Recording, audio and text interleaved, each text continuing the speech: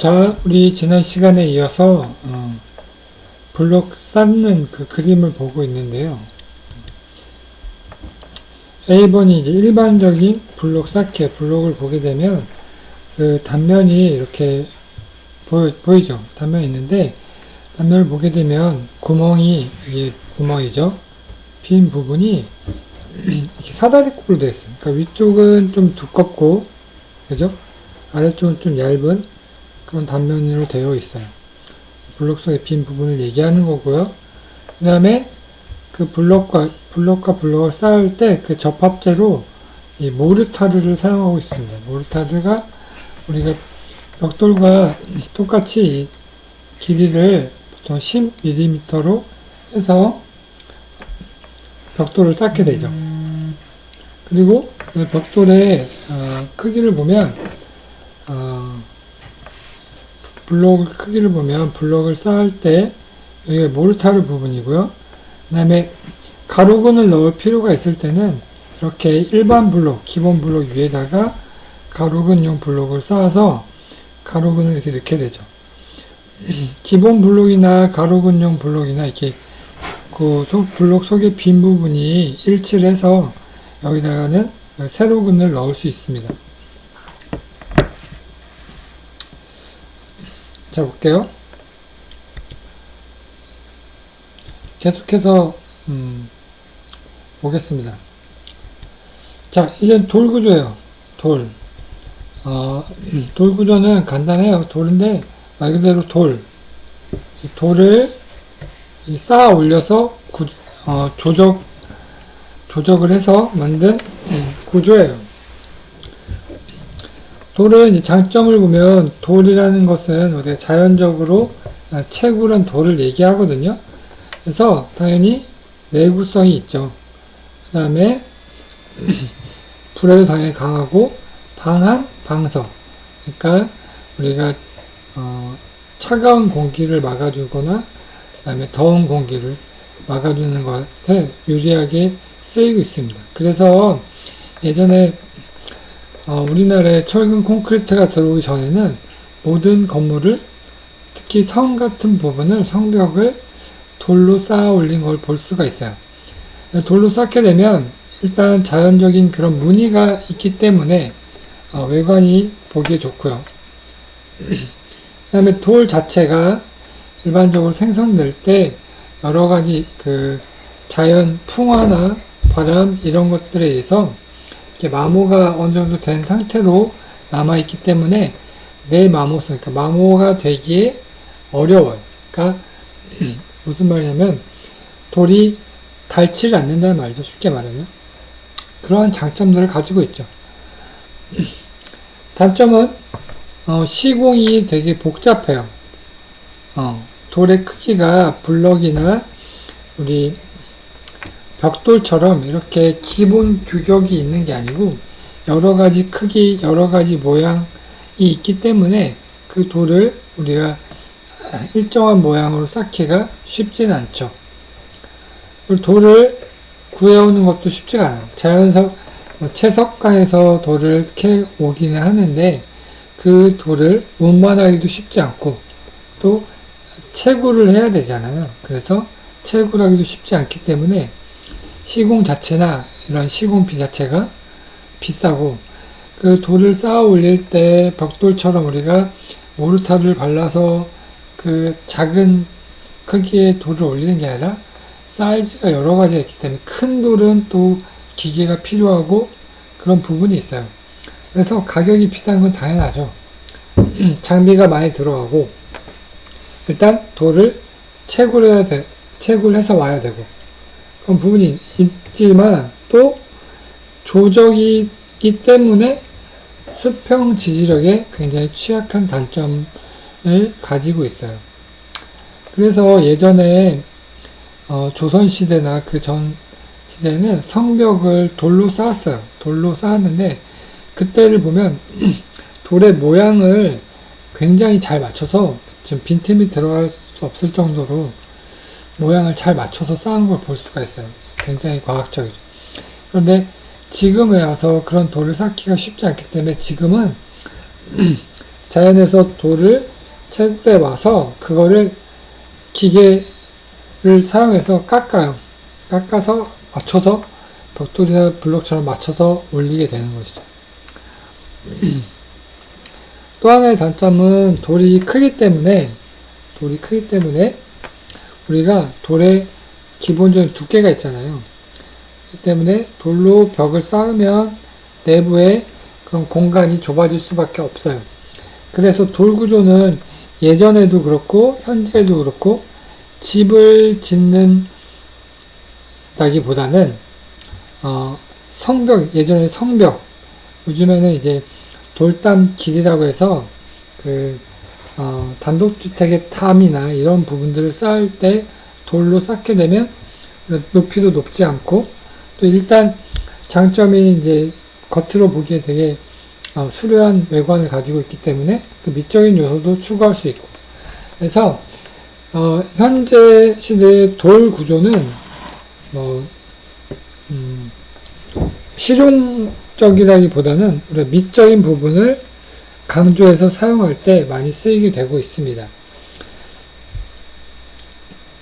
자, 이렇게 해서 우리가 조적 구조에 대해서 알아봤어요. 조적 구조는 어떤 재료를 쌓아 올려서 구조물을 만드는 형태였고, 그 재료에 따라서 벽돌 구조, 블럭 구조, 돌 구조, 이렇게 세 가지에 대해서 배웠고요. 그때 이 단어에서 중요한 것은 우리가 벽돌 구조 할 때도 그렇고 블럭 구조 할 때도 그렇고 우리가 새로 접해보는 용어들이 있었어요. 그래서 그 용어의 개념과 뜻을 아는 게 가장 중요한 키포인트라고 할 수 있습니다. 다음으로는 우리가 철근 콘크리트 구조에 대해서 배워볼 거예요. 철근 콘크리트 보게 되면 어떤 재료가 쓰이는지, 시공할 때는 어떤 부분을 주의해야 하는지, 그 다음에 철근 콘크리트 구조로 각부, 그러니까 기둥, 보, 기초 이런 것들을 어떻게 구분이 되는지를 보게 될 것이고요. 우리가 일반적으로 건물을 지을 때는 일반 콘크리트를 쓰게 되는데, 특수한 환경이나 특수한 조건에서 건물을 지을 때는 우리가 특수 콘크리트라는 걸 쓰게 돼요. 그러면 그 특수 콘크리트는 어떤 종류가 있고, 특수 콘크리트로 건물을 지을 때는 어떤 점에 유의해야 되는지를 또 배우게 될 것입니다. 먼저 철근 콘크리트의 정의는 말 그대로 철근과 콘크리트를 섞은 합성 재료예요. 그래서 풀어쓰자면 콘크리트를 철근으로 보강한다 라는 의미인데, 철근 콘크리트의 개념은 철근하고 콘크리트라는 구조 재료가 있는데 그 각각의 재료에 장점과 단점이 있어요. 근데 이 두 개를 합한 거죠. 합하게 되면 철근의 장점을 살리고 철근의 단점을 보완하면서 콘크리트의 장점을 살리고 반면에 콘크리트 단점을 보완할 수 있는 그런 합성 구조물이에요. 개념을 보자면 구조체에 걸릴 수 있는 힘은 인장력과 압축력 크게 두 가지가 있어요. 근데 콘크리트는 압축에 대해서 굉장히 강해요.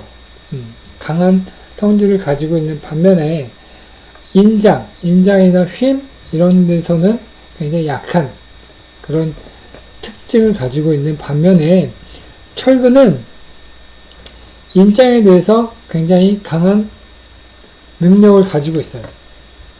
반면에 철근은 압축을 받을 때 굉장히 좌굴된다고 하죠. 좌굴되기 때문에 그렇게 힘을 많이 받지 못해요.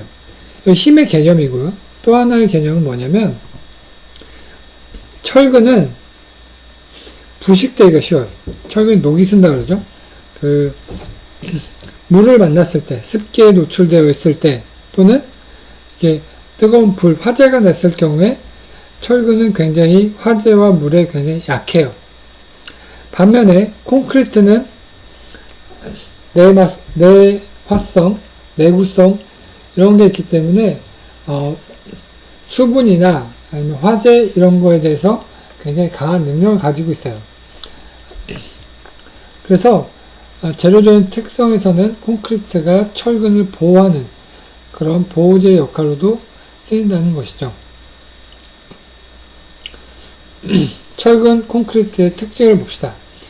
일단 이게 내구성, 내화성, 내풍성, 내진성, 이것은 콘크리트, 돌, 벽돌 구조, 이런 돌의 구조에서 볼 수 있는 가장 강력한 강점들이에요. 철근 콘크리트가 철근이 있지만은 그 외부에 콘크리트가 철근을 감싸고 있기 때문에 외부에 가해지는 그런 불이나 바람이나 이런 지진과 같은 경우를 그 콘크리트 외부에 있는 콘크리트가 버티고 있는 거라고 볼 수 있죠. 그 다음에 콘크리트는 벽돌이나 블록처럼 찍어 나오는 게 아니라 이 액체, 그러니까 거의 겔 상태로 나와 있는 상태에서 그거를 형틀에 붓게 되면 그 시간이 지나면 경화가 되면서 그 형틀 모양의 구조체가 만들어진다는 장점이 있어요. 그래서 우리가 거푸집이라고 하죠. 거푸집을 짜는 모양에 따라서, 짜는 형태에 따라서 그 형태에 맞는 콘크리트 구조물을 만들 수가 있다는 장점이 있죠. 그 다음에 콘크리트는 앞에 얘기했죠. 내구성, 내화성 뿐만 아니라 이게 물에 강하고 그 다음에 변형이 크지 않아요. 그래서 시공이 된 후에 그 내구성이 크기 때문에 유지관리가 특별히 필요 없어요. 뭐 금이 가면 약간 메꿔주는 정도, 그 다음에 페인트를 다시 칠해주는 정도, 이런 정도만 관리를 해주면 굉장히 오랜 시간 동안 유지될 수 있는 그런 장점이 있죠. 단점이라고 하면은 일단 무겁죠. 철근도 들어가 있고 콘크리트 자체가 무거워요. 근데 그 뒤에 배울 철골 구조나 철골 콘크리트 뭐 나무 구조 이런 거에 비해서 재료 자체가 무겁기 때문에 건물을 짓게 되고 구조물을 짓게 되면 그 구조물 자체의 무게가 굉장히 크다는 단점이 있습니다. 그 다음에 아까 얘기했죠. 겔 상태로 거푸집에 부어 넣습니다. 부어 넣고 이게 물이 증발하면서 콘크리트가 굳어져요. 그렇기 때문에 콘크리트가 어느 정도의 강도를 발현하려면 이 물이 증발되는 시간이 필요해요. 그래서 그 건물을 쌓아 올릴 때 기둥 같은 경우에 경화가 되어야 그 위층에 건물을 지을 수 있어요. 그래야 콘크리트가 그 무게를 지탱할 수 있죠. 콘크리트는 기본 강도는 4주, 그러니까 28일 되었을 때 그 강도의 거의 한 80-90%를 발현한다고 해요. 그런데 7일 강도라고 해서 일주일이 되면 원래 우리가 원했던 강도의 한 80% 정도를 강도를 발현해요. 그래서 건물을 쌓을 때 보통 7일 간격으로 층을 올리느냐 28일 간격으로 층을 올리느냐에 따라서 강도를 결정해야 되고 그 7일, 28일 즉 콘크리트가 경화될 수 있는 시간이 필요하기 때문에 공사 기간이 길어져요.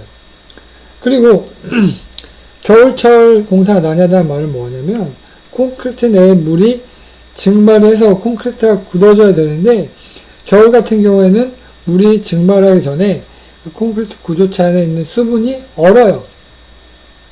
얼면 상관없어요. 얼면 상관이 없는데 이게 겨울철이 지나고 날씨가 바뀌면 그 안에 있는 물이 녹겠죠. 그럼 물이 있던 자리에 그만큼의 구멍이 생긴다는 거죠. 구멍이 생기면 콘크리트가 우리가 예상했던 강도보다 더 낮은 강도에서 콘크리트가 파괴되는 그런 불상사를 가져올 수 있기 때문에 겨울철에 콘크리트 공사하는 걸 보게 되면 콘크리트를 타설한 뒤에 비닐이나 이런 것도 보온재 같은 걸로 덮어놓는 걸 볼 수가 있어요. 물이 콘크리트 내부에 물이 어는 걸 방지하기 위해서 그렇게 하고 있습니다. 그 다음에 콘크리트는 다양한 치수, 다양한 형태로 가공이 가능하지만 일단 얘가 경화되면 굉장히 큰 강도를 갖기 때문에 개조하거나, 그러니까 기둥을 없앤다거나 아니면 기둥에 볼을 새로 붙인다거나 하는 개조 또는 건물을 무너뜨리는데 굉장히 어려움이 있어요.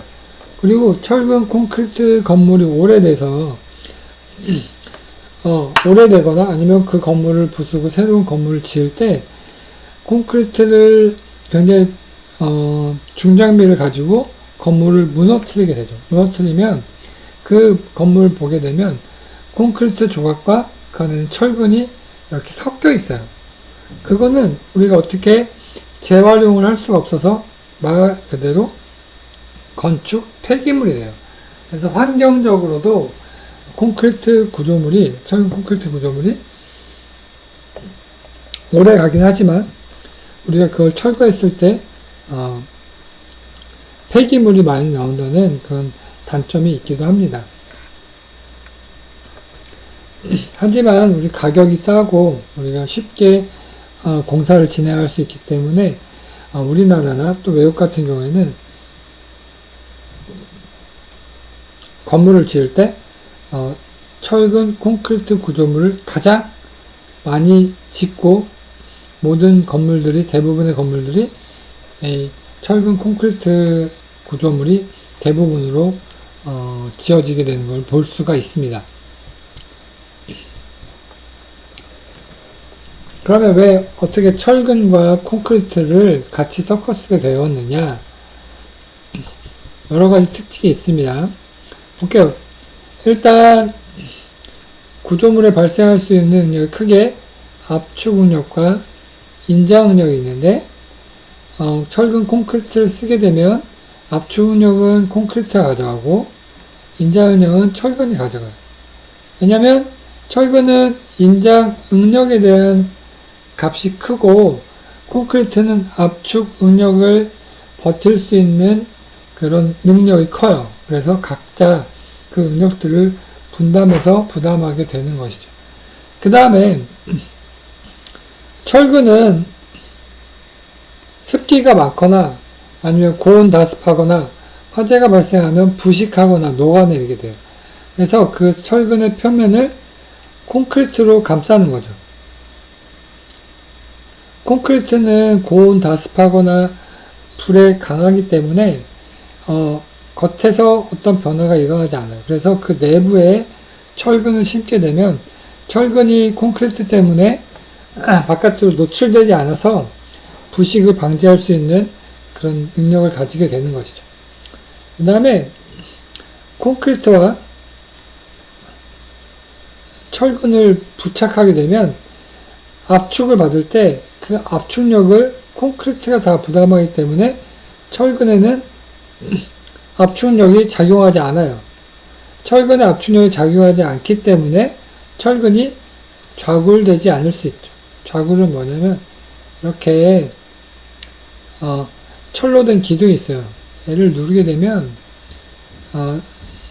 얘가 이렇게 끼면서 기둥의 능력을 상실하게 되죠. 이걸 좌굴이라고 하는데 겉에 콘크리트가 이렇게 잡아주고 있으면 이 압축력을 얘가 다 가져가니까 얘는 압축력을 받지 않아요. 그래서 좌굴이 안 되는 거죠. 그래서 그 좌굴 방지하는 효과도 가지고 있고요. 그 다음에 특징은 뭐냐면 철근하고 콘크리트의 선 팽창 계수가 같아요. 선 팽창 계수는 뭐냐면 모든 재료는 열을 가하면 늘어나죠. 그리고 열이 떨어지면, 그죠? 온도가 낮으면 압축돼요. 신장이라고 하죠, 신장. 늘어나거나 줄어드는 그런 비율이 같아요. 철근과 콘크리트는. 그래서 그 온도 변화에 따라서 변형이 같다는 말이죠. 무슨 말이냐면 이렇게 콘크리트 보가 있어요. 여기 철근이 있습니다. 그러면 우리나라는 사계절이기 때문에 외부에서 온도 변화가 있어요. 뭐 직사광선이 내린다거나 아니면 그 눈이 온다거나 이렇게 했을 때 이 재료가 줄어들었다 늘어났다 한단 말이에요. 그런데 이 철근과 콘크리트가 늘어나고 줄어드는 비율이 똑같아요. 그러니까 똑같이 늘어나고 똑같이 줄어드는 거죠. 그래서 만약에 철근과 콘크리트가 그 줄어드는 비율이 다르다면 얘는 이만큼 늘어났어요. 열을 받아서 이만큼 늘어났는데 얘는 조금밖에 안 늘어났다. 그렇게 되면 콘크리트와 철근이 이 부분이 떨어지게 되겠죠. 탈락이 돼요. 그래서 변형이 됩니다. 하지만 철근과 콘크리트의 그 인장 압축 그런 그 구간이 그런 능력이 똑같기 때문에 이 변형됨이 없이 똑같이 늘어나거나 줄어듦이 발생하기 때문에 그 온도 변화에 따른 내부의 뒤틀림이 없다는 장점이 있습니다. 그래서 철근과 콘크리트는 궁합이 맞는 거예요. 궁합이 맞는 거예요. 그래서 궁합이 맞아서 서로의 단점을 보완하면서 강점을 극대화로 발현해서 우리 안전한 구조물을 만들 수 있는 그런 장점을 가지고 있습니다. 자, 재료를 볼게요. 콘크리트는 시멘트, 모래, 그 다음에 자갈에다 물을 포함해서 콘크리트를 만들게 돼요. 시멘트는 우리나라가 석회암 지대이기 때문에 시멘트 가격이 비교적 싸다고 볼 수 있죠. 모래는 우리 강이나 바다에서 모래를 채취할 수 있고요. 자갈은 자연에서 구하거나 큰 돌을 깨트려서 폐석 같은 걸 쓰기도 합니다. 거기다 물을 섞어서 콘크리트를 만들게 되는 것이죠. 우리 시멘트를 봅시다. 시멘트. 콘크리트의 주 재료죠. 시멘트는 예전에 포틀랜드 지방에서 처음 발견이 돼서 사용되기 시작해서 포틀랜드 시멘트가 우리가 일반적으로 말하는 시멘트라고 생각하시면 돼요. 그래서 종류가 있어요. 보통 포틀랜드, 조강 포틀랜드, 중용열 포틀랜드 시멘트가 있어요. 보통 포틀랜드는 우리가 일반적으로 가장 많이 쓰는 시멘트예요. 그래서 28일에 그러니까 콘크리트를 타설하고 28일 지나면 우리가 원하는 강도가 발현이 돼요. 그러니까 배합할 때 콘크리트를 배합할 때 콘크리트의 배합 강도가 있어요.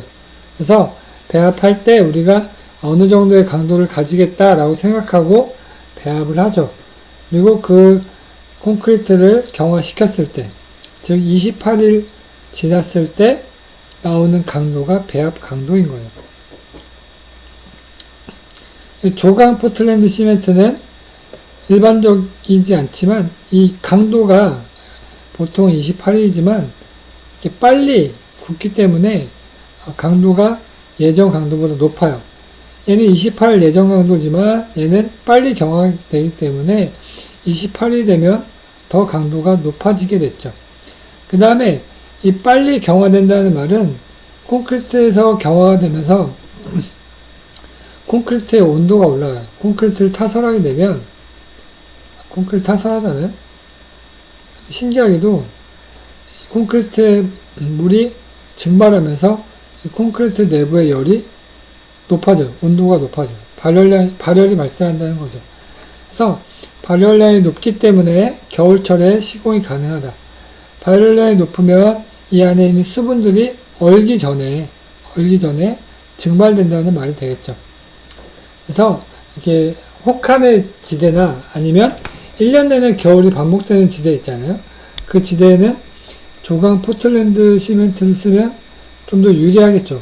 보온이나 그런 이렇게 보온 그런 장치를 필요가 없기 때문에. 그 다음 세 번째 중용열 포틀랜드 시멘트는 반대. 반대. 발열량이 낮아요. 발열량이 낮은데 이 이유는 뭐냐면 콘크리트의 부피가 크면 클수록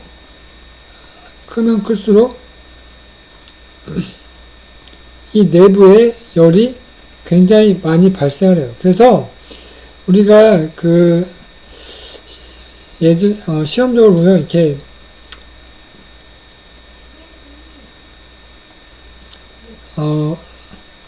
이렇게 2m 있죠.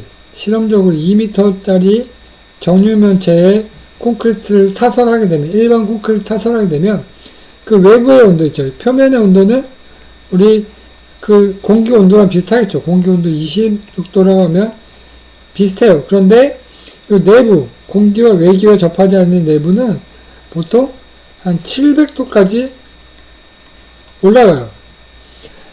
경화되면서 열이 발생하는 거죠.